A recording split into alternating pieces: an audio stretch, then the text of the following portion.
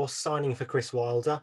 What were your thoughts on the club, going from the space of time between, initially having contacts with Wilder and then being, in front of the fans playing your first game? Well, to be honest, when he was talking about signing me, I knew that they had another goalkeeper there, Billy Turley, who was quite a big. He was quite a big deal at the time at that level in the conference. So for me, I just seen it as an opportunity that go into a big club at that level, and if I get a chance, I'm going to try and take it. So for me, that was what it was all about. Maybe use it as a stepping stone to get back into the league again. And to be honest, Chris, I give Chris a lot of credit. His first words to me when I signed was, "Listen, if you do well in pre-season, you'll get the nod at the start of the season." Thankfully, the pre-season that I had went absolutely brilliantly. I think we played Man United, West Ham, couple of other big teams, and I did really well in pre-season. The other goalkeeper picked up a bit of an injury, Billy Turley, and I got the nod on the first game of the season. So yeah, it was a bit daunting because obviously I wasn't expecting to, but at the same time, I thought I've got nothing to lose. Just back yourself, work hard, and it paid off. And after I got that first game under my belt, I never looked back really, and had 4 or 5 successful years there, which was a really enjoyable time. I might be wrong here, but that pre-season game where we played Man United, was that the game that Ronaldo played in? No, that was the season before. That was the season before. Yeah, that was the season before. But yeah, they would always send a Man United 11, I think, because Alan Hodgkinson, who was the goalkeeper coach, obviously had at the time, God bless him, had connections with Man United because he was the keeper coach at United with Fergie. So they would always send an Oxford 11 down. But the season before was the one with Ronaldo, just after he got back off the World Cup with the Rooney incident, I think. But we just played a Man United the season after. So that in itself was quite good. They were obviously a good team. And we were fortunate to always get that game against United in pre-season. Yeah, I mean, before we talk about obviously the playoffs campaign from a great first season for yourself at the club, let's just take it back a bit. During that season, during the normal league campaign, was there a moment where you really stood back and thought that the team could really go on and be successful that year? Was there a turning point, maybe a game or a moment for that? Yeah, I think right from the off we had such a good start. Every game we played, we were always the favourites to win. And when teams came to the Kassam, because of the size and the stature of the stadium for that level, it was all the teams used to up their game, but they just never got close to us. We were just on a different level until we hit a bit of a sticky patch just before Christmas. So yeah, we were absolutely flying for the first sort of third of the season. But again, you had some big teams in there. You had Luton, York, Stevenage. I think Stevenage went on to win it that year. So it was never a given that we were going to get promoted. But when you're on a roll and you're playing at home in front of 8,000 or 9,000 every week and you're picking up results, it does feel like you're a bit unstoppable. But you know what football's like. We had a bit of a bad run, and Stevenage took advantage of that. And come the end, we were safely in the playoffs.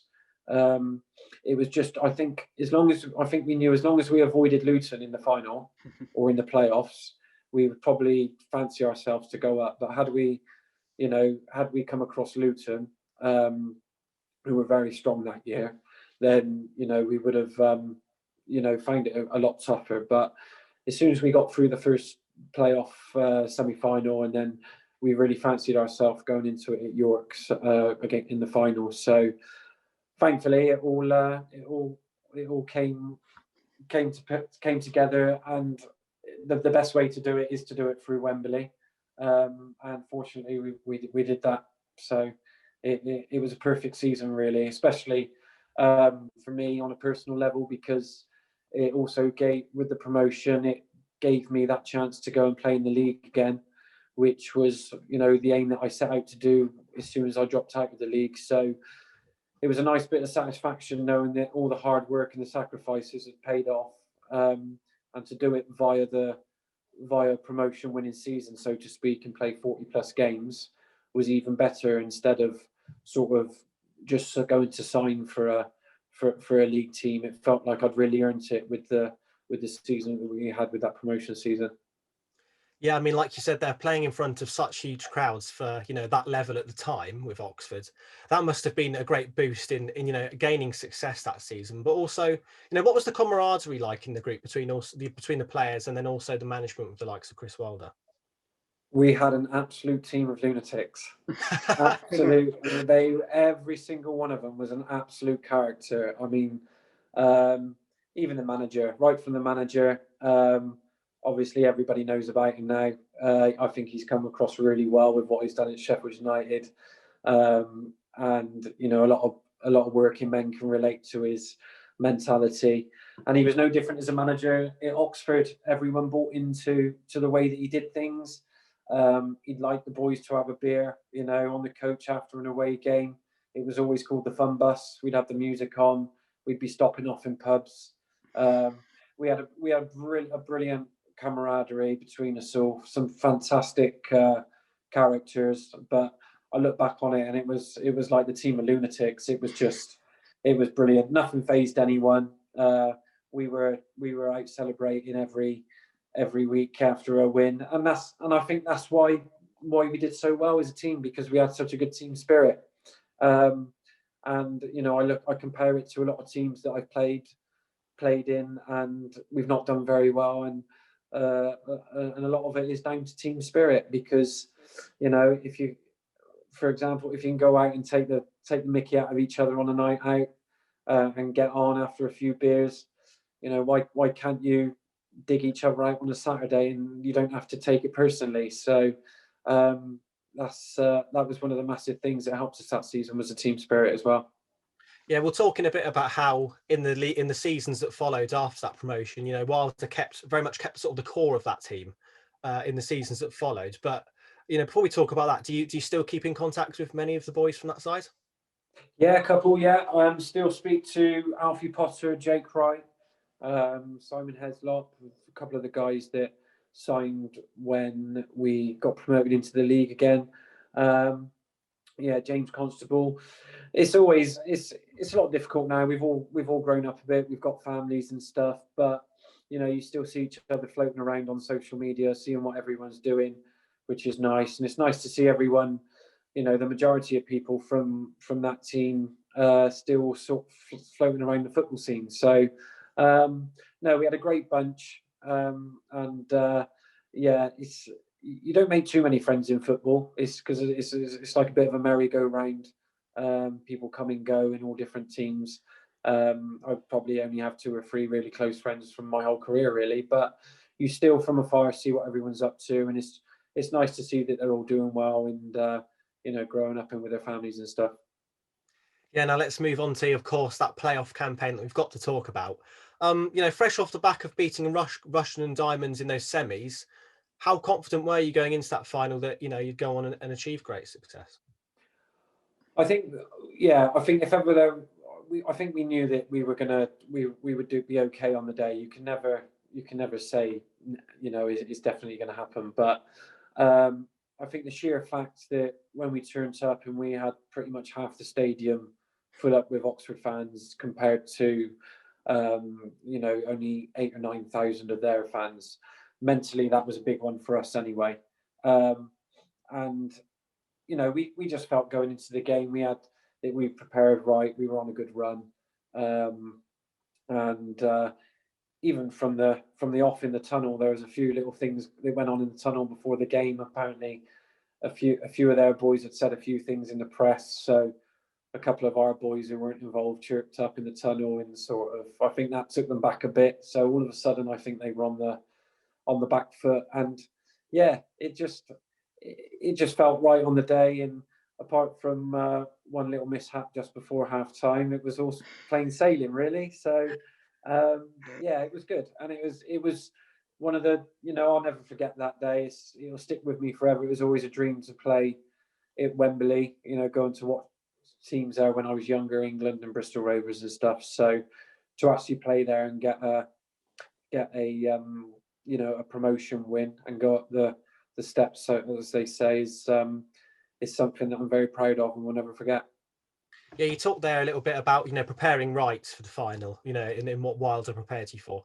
But, how do you go about preparing to play at Wembley like that? We just, well, in terms of the game and who we were playing against, we just treated that as normal. We were given sort of, their style of play, who we think we may be playing, practice what we were going to do tactically, stuff like that.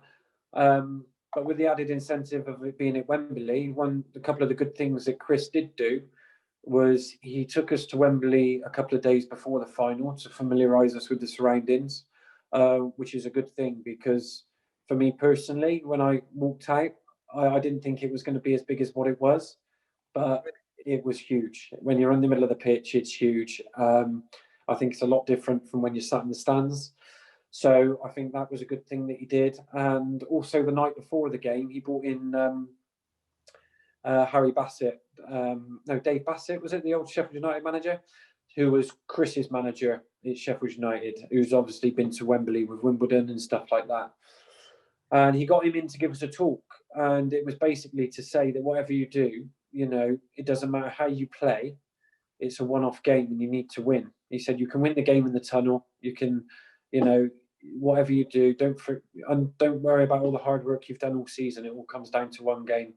And he gave us a really good talk the night before the game, which I thought was really good for the lads, because it would have been easy to, sit there and think, oh, we've had a good season. We've made the playoffs. We've played 46 games. It doesn't matter if we lose in the final, but it sort of flipped it on its head. It was all or nothing. It was a matter of, well, no, you need to forget all about that now. And it's all about, a must-win game for us. And, nobody knows what's going to happen on the day, but thankfully, it went to plan. And, like I said, it was a day to really be proud of. Yeah, let's talk through the game then, Ryan. Matt Green and James Constable scoring obviously quick succession. Then obviously the corner comes in and the ball slips through your hands. What was racing through your mind in that moment? Well, the first thing was I wish I'd have worn my other match glove. It's a crazy thing. I'm not making excuses, but prior to the final, I changed my glove sponsor. I'd gone from Nike. Nike had stopped supplying us, and I had Nike all season, which was a brilliant glove. And especially with the balls that we were using, because these balls had a plastic coating on. And rain or sun, the Nike glove that I was using was absolutely brilliant. But 2 or 3 games before the final, the Nike guy pulled the plug on a couple of us that he sponsored. So I had to find a glove. And I tried these gloves in the games leading up to the final, and every game had been dry. So you take a brand new pair of gloves out, no matter what they are, they're dry, it's perfect. Turned up at Wembley, went out for the warm-up, never wore these gloves in the rain. And I honestly, I tell you now, that the ball with this plastic coating on, with this new glove, just did not. I was all over the place in the warm up. I was like, these gloves are absolutely shocking, But I kind of put it to the back of my mind, and then obviously that just before half time, it was more. It was more of a matter of I seen Matt Green out on the right wing, and I thought, right, as soon as I catch this, I'm going to launch it out to him with a throw, but before I'd even thought about catching the ball, that's what I was thinking about doing. So it was just a total lack of concentration for a split second.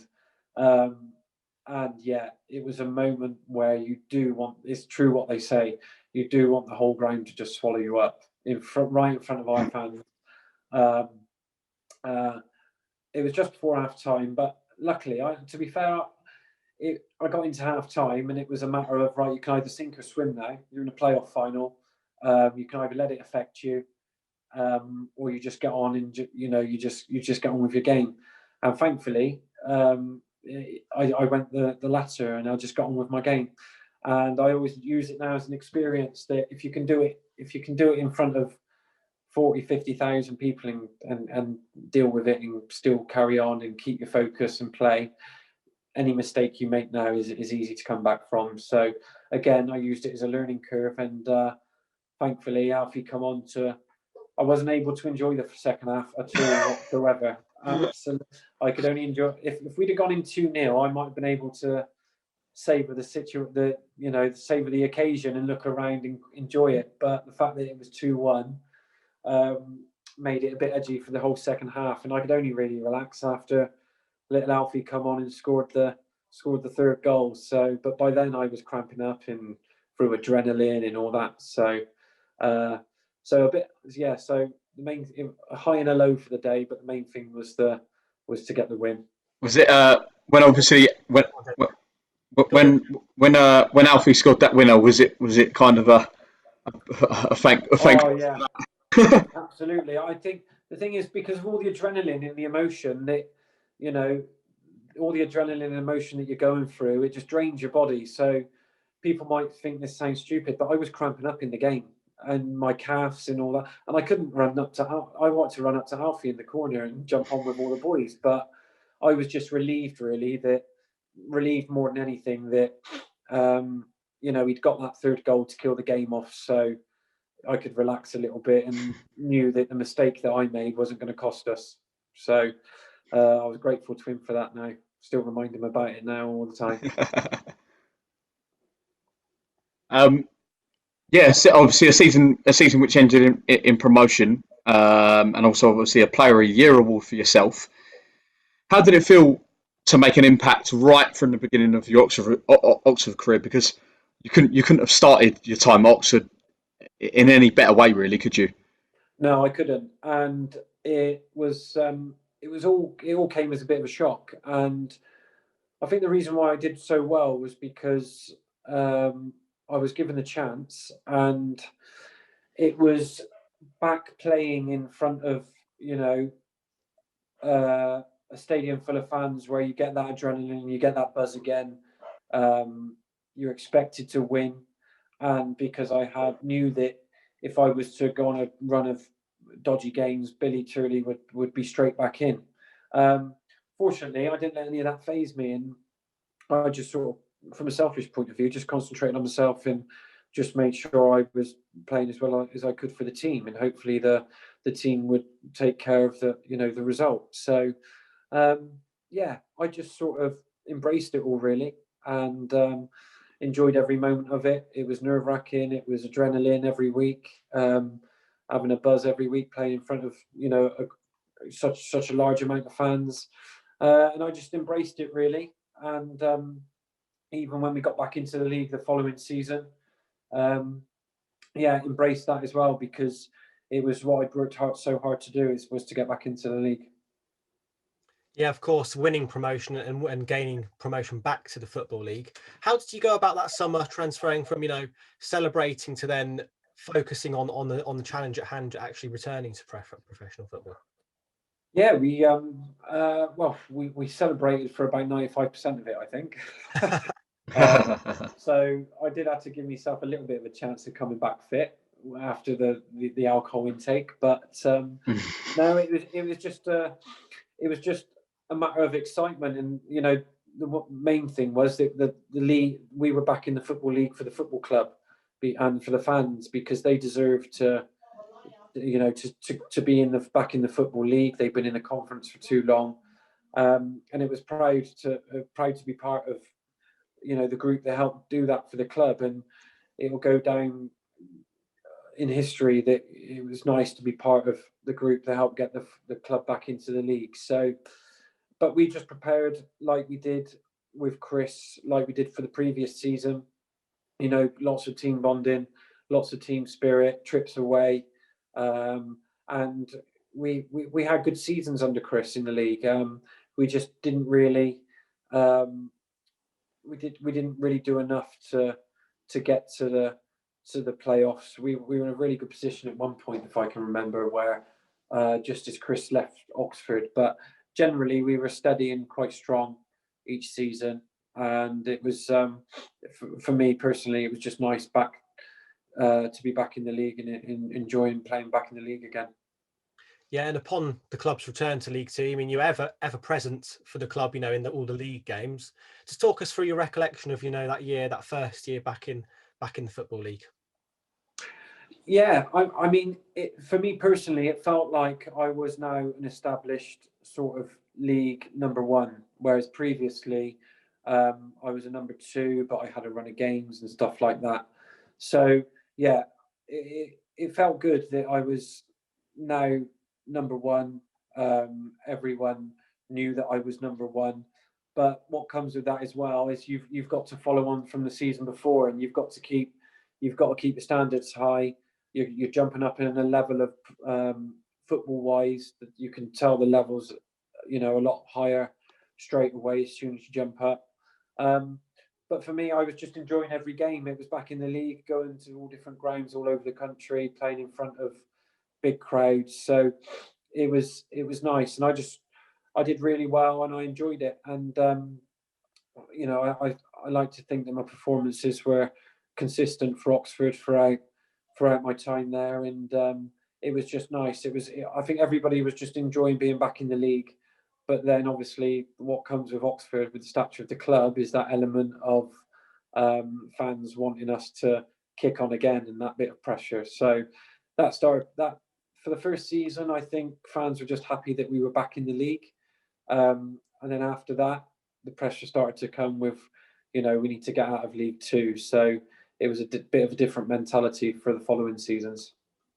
Yeah, and then the following seasons, Wilder did keep the core of that playoff winning group. You're talking yourself, you're talking Constable, you're talking Jake Wright.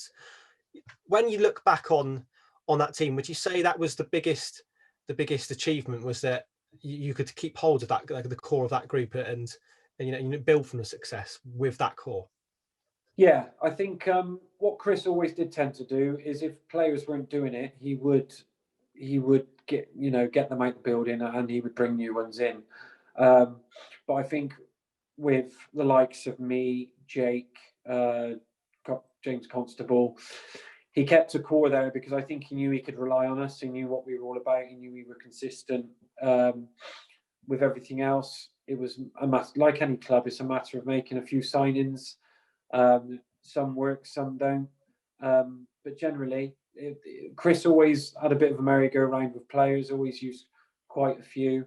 But that's the thing with Chris, you need to come in and hit the ground running. And if you're not doing it, you'll get someone else in to do it. And I think that's why, me personally, I was consistent for the whole time that I was there with Chris, because I knew that the moment things don't start to work, if I got my standards, he won't have a problem bringing someone else in. So, and it was the same. And you look at the likes of me, Jake, and James Constable. We all did well for Chris, and we were consistent for him. And it was nice just to rack up so many appearances for such a brilliant club.